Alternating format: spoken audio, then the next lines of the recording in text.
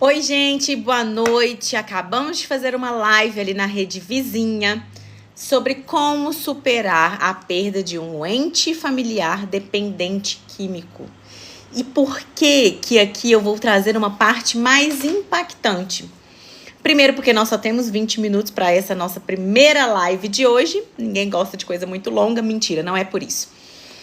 É porque dentro desses 20 minutos eu quero abordar exatamente um resumo do que eu conversei e discuti lá há alguns minutos atrás. Que é o seguinte: muitas famílias se pegam ali num sofrimento muito pesado depois que perde esse ente que é um dependente químico. No sentido de deixar que a culpa, no sentido de deixar que o vitimismo, que essas questões pesem e façam com que o luto fique ainda mais sofrido do que realmente já é. Que a gente sabe que não é fácil perder uma pessoa, e muito menos uma pessoa a qual você lutou ali junto para que decidisse por um tratamento e não decidiu, né? Uma pessoa que, por mais que te contrariou várias e várias vezes, por mais que escolheu a droga à frente da família, dos próprios filhos, da esposa, da mãe, ainda assim restou um amor muito grande. Então, o que eu peço para vocês é o exercício de flexibilizar a consciência, o exercício de abrir a vertente da consciência. O que seria abrir, expandir a consciência? É pensar no que foi feito durante a vida desse dependente químico. Qual o movimento, positivo ou não, que eu fiz na vida desse dependente químico? E como que esse raciocínio começa? Esse raciocínio começa, e eu vou fazer uma linhazinha do tempo igual eu fiz lá. Quando antes ainda do dependente químico morrer, né? A família vive dentro ali de uma dinâmica, dentro de uma estrutura familiar que é muito drástica. Quantos de vocês que aí já convivem ou conviveram com um dependente químico não vivenciou sofrimento, medo da morte, né? Da notícia desse dependente químico vir a sofrer um grave acidente, vir a morrer, esse medo. Quantos de vocês já não se deparou com esse dependente químico ali no auge do uso da substância, transtornado, violento, e viveu num momento ali de conturbação, de muita coisa ruim, muita coisa pesada? É polícia na porta da casa o tempo inteiro, é o ente que vai preso, aí você tem que ir no presídio para poder visitar, e a gente sabe que viver todo aquele processo de visitação não é fácil, que é muita humilhação, que é ser tratado ruim. São essas dinâmicas. Então, quando você passa por isso, antes mesmo do dependente vir a falecer, vir a morrer, nós não pensamos nas possibilidades do porquê de você estar vivenciando essa dramaturgia. Quando se tem um ente ali, dependente químico, você vê que o núcleo familiar, ele se perde. Você vê que o núcleo familiar ali acontece uma troca de papéis muito grande. Então é o pai que tá agindo igual o filho, é o filho que tá agindo igual o pai, a mãe que tá trocando papel ali com a irmã. E todo mundo faz esse movimento de troca de papéis em prol do dependente, que em prol de salvar o dependente químico. Todo mundo ali quer buscar e tomar um movimento de evitar que esse dependente químico vá usar drogas. Quantos movimentos nós não vemos? E aí quando eu falo da expansão da consciência, é pensar: estou aqui nesse processo com esse ente familiar meu, que é um dependente químico. Estou em um processo coerente? O que seria um processo coerente? Os comportamentos que eu tenho tido para com esse dependente químico são comportamentos que realmente podem refletir positivamente para que ele escolha o tratamento? Ou que eu estou vivenciando com esse dependente químico aqui no meu núcleo familiar é apenas a repetição de algo que eu também aprendi? Porque quando você se faz essa pergunta, você vai ter como Você vai ter como pensar se você está aberto, com a consciência aberta ou não. Quando você se volta para essa análise lá das suas raízes familiares, da sua estrutura familiar, você vai poder pensar: será que eu estou aqui tendo essa atitude com o meu pai, que é um dependente químico, que é um alcoólatra, com o meu filho, que é um dependente químico e que só usa cocaína e tá daí para pior? Com a minha filha, com a minha esposa, com o meu esposo. Quando você se vê nesse cenário, você vai poder pensar de fato se o que você está fazendo ali, as atitudes, os seus comportamentos, o que você acha que está fazendo que é positivo ou negativo, se aquilo ali faz parte do seu condicionamento, da estrutura familiar que você aprendeu a condicionar. Você foi condicionada. Você está repetindo a estrutura familiar que você aprendeu. Então, se você faz esse movimento, você consegue agora saber: estou expandindo a minha consciência, eu consigo fazer uma análise positiva da minha estrutura familiar, da minha raiz familiar e compreender: eu estou repetindo ou eu consigo fazer daqui para frente um novo movimento? Eu consigo mudar o movimento? Eu consigo, ao invés de ser sempre violenta, agressiva, alimentar aqueles comportamentos dentro de casa de gritaria, sempre tem que ter uma polícia dentro de casa, eu consigo mudar isso agora para ter um novo comportamento? Se você já consegue, você já está abrindo a sua consciência. Se você ainda não consegue, você está alimentando um ciclo de violência, você está alimentando um ciclo abusivo, e isso alimenta o ciclo do uso de drogas do dependente químico. Então, se você aí que convive com o dependente químico ainda não fez esse exercício mental de ver se o que você vive com ele hoje, antes que ele morra, está coerente ou não, se você está repetindo um padrão de comportamento, de vivência ou não, você precisa parar e fazer essa análise da sua estrutura familiar. O que a sua estrutura familiar te traz? A minha família sempre teve alcoólatra, meu tio usava muita droga, meu pai também usava, e acabou que a gente, quando era criança, vivia ali naquele bololô, naquela bagunça. Será que é isso? E aí você trouxe isso hoje para sua família, você está reproduzindo uma coisa que é de modo automático, que nem você mesmo consegue perceber que você está repetindo algo que nem é seu. E reflexo disso, você está alimentando ainda as escolhas negativas desse dependente químico para que cada vez mais ele vá buscar as drogas pautado nessa dinâmica de sofrimento, essa dinâmica de violência, de abuso, de dependência emocional, de codependência emocional, porque tá todo mundo ali muito tão envolvido que o familiar do dependente químico, ele nem percebe se é isso mesmo, ele nem percebe que ele também tá doente. Porque os familiares caem muito nessa de falar assim: quem tem que buscar tratamento é você que é um viciado, você que tá usando droga. E nem sempre é assim, porque a codependência também é uma doença. Então, você que vive com o dependente químico, que ainda não se atentou que você também precisa de tratamento, você também precisa de tratamento. Porque depois, lá na frente, se você venha perder esse ente dependente químico, é uma das coisas que vai pesar no seu luto, é a culpa que você vai carregar. A culpa do porquê que eu não dei conta de ajudar, porquê que o movimento que eu fiz, ou a falta do movimento que eu fiz, não contribuiu para que esse dependente químico escolhesse o tratamento. O que eu fiz de errado? E aí vem a culpa, e junto da culpa vem a vitimização. E junto da vitimização vem a depressão profunda e a pessoa começa a alimentar ali um ciclo, aquele ciclo. E vivem, quantas famílias não vivem, mesmo depois da morte desse dependente químico, em função da culpa e da vitimização do porquê que ela não impediu a morte dele. E essa pessoa vive, essa pessoa morre nesse ciclo. Ela não sai desse ciclo. E ela vive ali dependência emocional, codependência, mesmo depois do dependente químico ter morrido.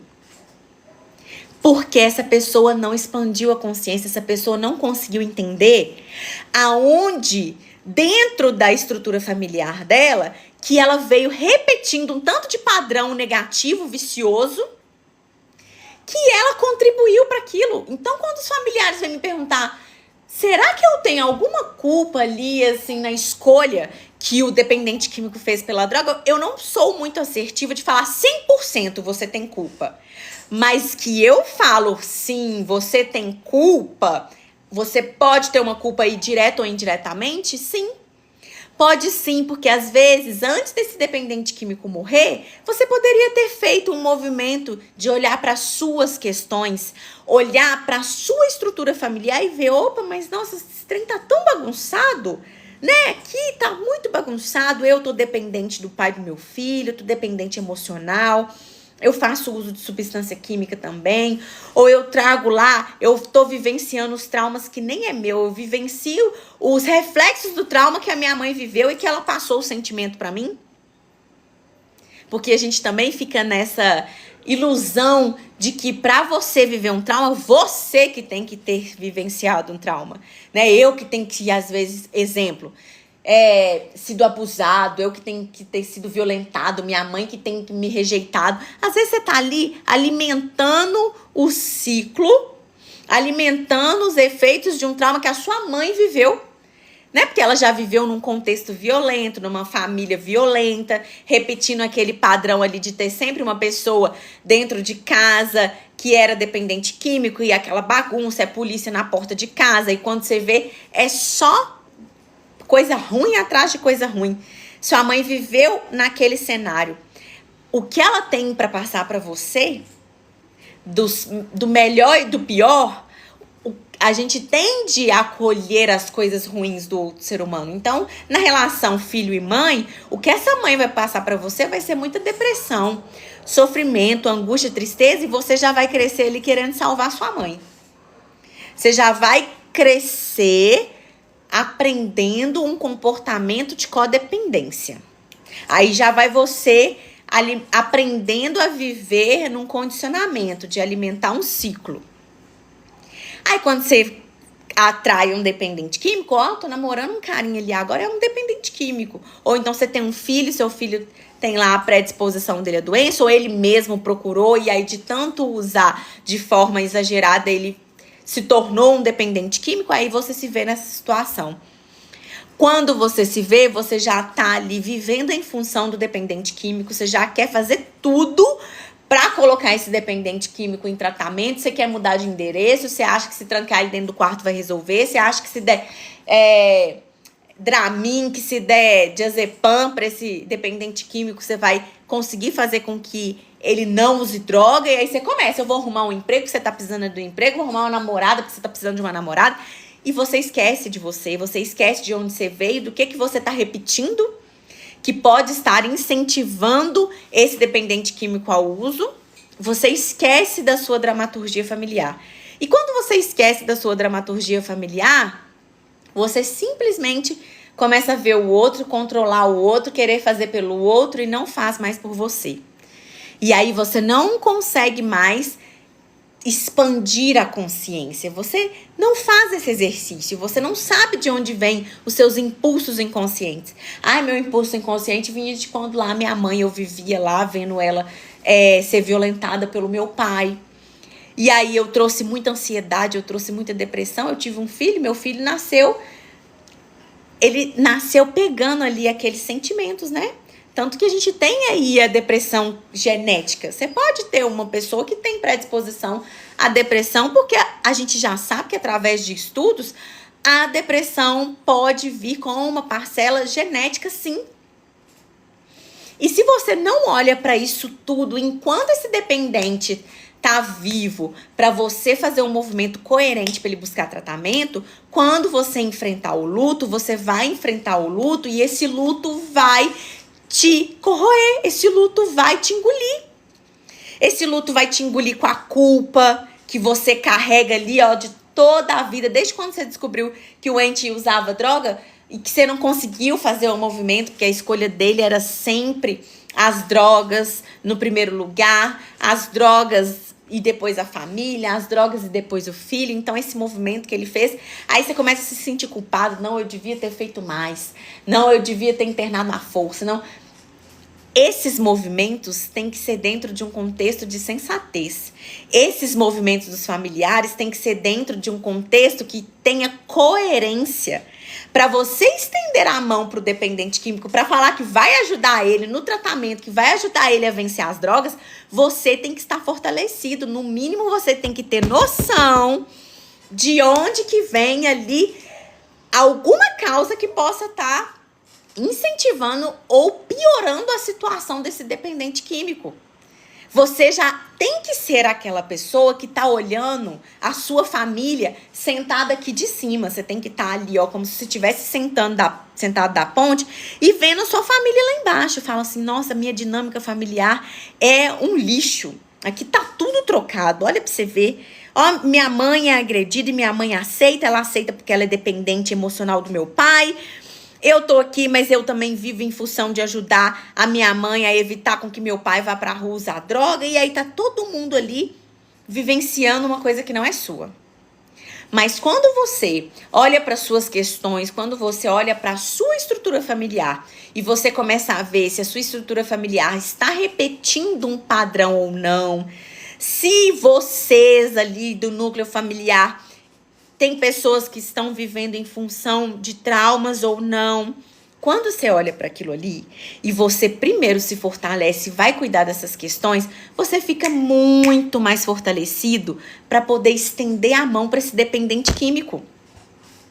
E a chance até mesmo de você conseguir vivenciar um luto, caso esse dependente químico morra, um luto menos drástico, um luto menos sofrido, menos pesado, por mais que a gente saiba que perder um ente, seja ele quem for, pode ser a pessoa mais ruim, que você vai sentir a falta daquela pessoa depois que ela morrer.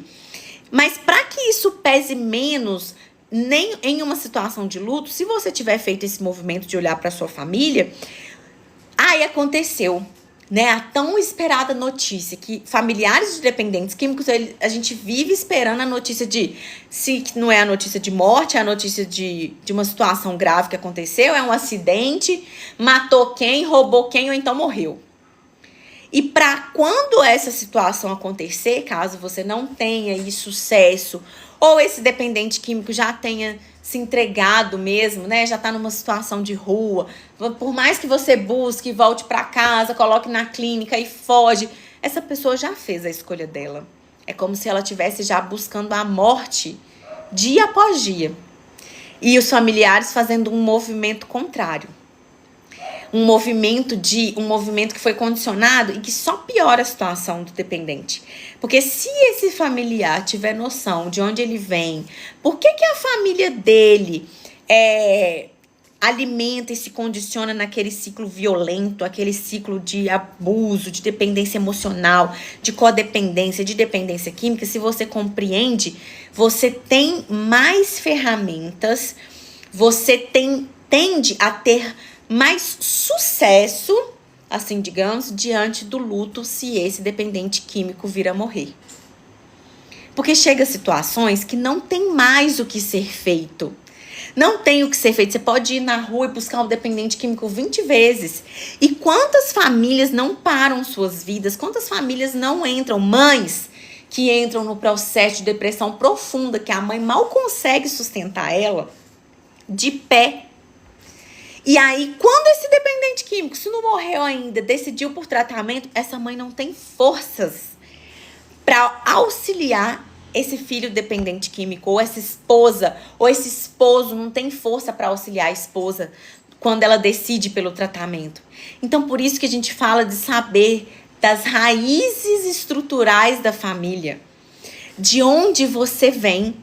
E esse de onde você vem vai refletir no como lidar se esse ente dependente químico vir a morrer.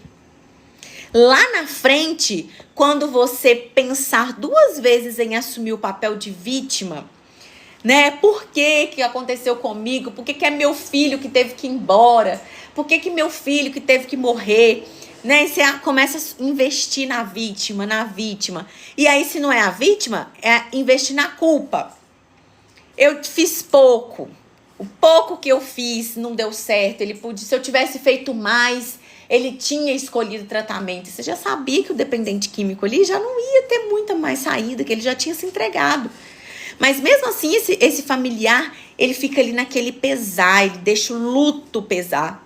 Já não basta que perdeu o dependente químico, ele deixa o luto pesar pela culpa.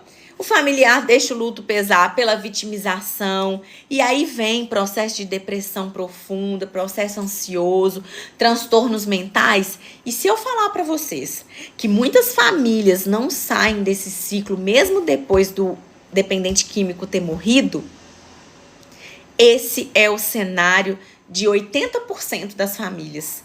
Elas ficam ruminando, elas alimentam esse processo de culpa e vítima o resto da vida, mesmo depois desse dependente químico ter morrido. Ou seja, vamos voltar lá atrás no início da nossa live. Essa pessoa, ao invés dela ter expandido a consciência para ver de onde ela vem, o que ela tem repetido, ela compreender por que ela alimenta processos violentos, viciosos, processos dinâmicos de sofrimento em excesso, tudo tem que ter bagunça, sempre tem que ter uma agressão física, sempre tem que ter uma agressão psicológica. Quando ela para analisar isso, o que ela tá fazendo lá na fase de luto, que ela perdeu esse dependente químico, foi o que ela fez lá atrás. O caminho sempre foi o mesmo e essa pessoa não vai romper o ciclo mesmo depois de ter perdido o dependente químico para as drogas. Então a gente tende a achar que tudo é o dependente químico. Ah, porque esse menino foi usar droga, eu quero trancar ele dentro do quarto. Esse menino tem que ir pra internação logo pra me dar sossego. Esse menino isso, esse menino aquilo. Entendam. O sistema do dependente químico ter ido buscar a droga é o que ele deu conta para suportar as questões dele. Só que o seu movimento não pode ser um movimento de querer a todo custo salvar esse dependente químico, que você entra num processo ali repetitivo e você deixa de olhar suas questões. Você se enfraquece. Você faz o movimento contrário, ao invés de você se fortalecer para ter comportamentos condizentes, comportamentos que vá refletir positivamente para que esse dependente químico procure o tratamento, não, você começa a viver ali, ó, só o condicionamento, aquele modo automático.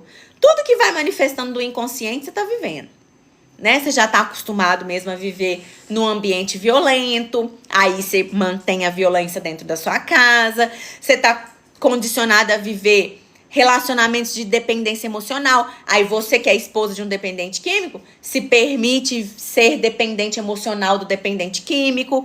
Aí se você perde esse dependente químico, ele morre, você fica uma vida.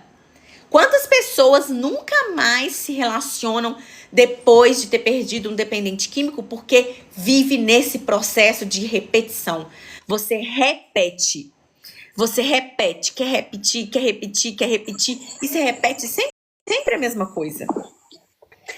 Gente, ouvindo a live, alguém aí tem algum parente que é dependente químico? Vocês estão vivendo alguma coisa que é nesse processo de repetir ciclos de violência física, de violência emocional? Eu não. Não. Não? Conheço ninguém. Vocês não repetem nada negativo na vida de vocês? Negativo?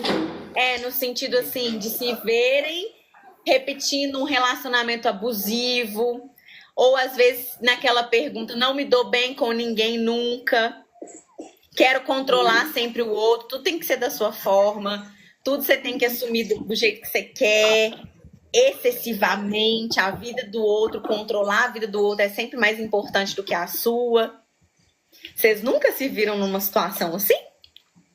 Ou vocês nunca pensaram que viveram assim? Porque a live é bem sobre isso, sobre essa expansão da consciência. A gente vive tão de modo automático que a gente não se permite a perceber que dentro da nossa estrutura familiar, a gente repete padrões e é tão assim, a gente está tão incluso naquilo que a gente não consegue ver. Às vezes você está vivendo ali, alimentando um trauma que sua mãe viveu e você não dá conta disso. É verdade. Sabe? E aí, a primeira pergunta, sempre que eu faço, às vezes a pessoa me vê falando, você vive com dependente químico, porque as situações são mais essas. se tem um dependente químico dentro ali da estrutura, mas tem muita violência doméstica, tem muito abuso psicológico que a gente vive que a gente não dá conta. Você tá vivendo ali um abuso psicológico, um processo simples. Estou no processo de querer romper no emprego ou de querer arrumar outro emprego, ou porque eu nunca arrumo um emprego. Ou eu nunca arrumo um emprego do jeito que eu quero. Aí vocês vão pensar, essa mulher surtou agora. O que que isso tem a ver com o que ela tá falando de expansão da consciência? Tem a ver que você repete um padrão, às vezes, de insegurança. Às vezes uma rejeição que você tem ali da figura paterna e materna refletiu lá na sua vida profissional. Pode ser que vocês não vivenciem um relacionamento abusivo afetivamente, mas vocês podem viver uma relação de dependência emocional ou de codependência emocional lá no seu trabalho. Ou com seus filhos. Ou você sendo filho com a sua mãe. Porque a dramaturgia familiar, ela vem disso. Não existe família perfeita. Então sempre vai ter alguma coisa pra gente vivenciar. E o contexto da live que eu tô trazendo aqui, apesar de falar muito da dependência química e de quem vive com eles, é que a gente não consegue romper esse padrão. Você vive tudo do modo tão automático. Se você quiser um emprego que você ganhe mais, você não consegue. Porque você tá ali vivendo... Você tá condicionada àquilo que sua família te ofereceu e aquilo que você vive junto com ela. Você quer sair de um relacionamento e você vislumbra uma outra mulher. Ah, eu queria namorar uma mulher mais tranquila, menos ciumenta. Ou eu queria namorar um cara que fosse, né, menos ciumento também, não fosse tão agressivo, tão possessivo. Você não consegue. O movimento que você faz é sempre de repetir, repetir. Você tá sempre atraindo, sempre do mesmo. E aí o que eu falei lá no início da live é que você passa uma vida inteira sem despertar de onde você vem. Tem pessoas que nunca se fizeram essa pergunta. Por que eu tenho o mesmo comportamento desde criança e eu nunca percebi que isso me fazia tanto mal? Ou por que eu sempre busquei incansavelmente uma coisa e eu nunca rompi? Né? Você não vê as pessoas que têm os bloqueios financeiros? Às vezes a pessoa fala assim, eu quero juntar 20 mil reais e vai passar aí um ano, a pessoa não vai conseguir juntar 20 mil reais e ela pode ser uma pessoa empregada, ela pode ser uma pessoa que ela até vive bem ali, ela tem tudo, não passa necessidade, mas juntar os 20 mil reais ela não consegue. Então a gente está falando tudo isso é de padrões que começam com a nossa estrutura familiar. Então tá vendo que de um ponto a gente vai para o outro porque tá tudo muito conectado. Então, se a gente começa a fazer um movimento de expandir a consciência, é quem eu sou, de onde eu vim, o que a minha mãe pôde oferecer dentro da convivência que a gente teve. Às vezes não foi aquele ambiente que não teve violência, que não teve abuso, que não teve confusão de gente que vive com aquela confusão. Ó, minha família não pode reunir que só dá confusão. Às vezes não foi nada disso. Mas às vezes foi uma falta em determinado momento que você teve, que você achou que sua mãe te rejeitou, ou que seu pai te rejeitou. E isso vem refletindo na sua vida latente, só que você nem percebe. Tudo tá dando errado mesmo, às vezes a gente já acostuma com tudo dar errado. O ser humano também acostuma só com coisa ruim. Porque o condicionamento neural que a gente faz é assim. Coisas ruins a gente aprende a viver alimentando coisa ruim. Você vê que quando a gente vive uma coisa boa, você não acredita. Nossa, eu não só para isso, viu? Que eu passei aqui, que eu aceitei isso. Só para dar esse gancho, porque às vezes um gancho, uma coisinha que uma pessoa fala de diferente, é o que vai te fazer virar a chave e você ter um insight que vai mudar a sua vida. É verdade. Então foi só para isso. Verdade. Valeu. E eu espero de coração que esse Valeu. pouquinho que eu tenha falado possa ter sido isso daí para vocês nesse momento. Tá bom? Valeu. Obrigada, gente. Até mais. Nada. Até. Tchau. Obrigado. Tchau. Tchau. Tchau.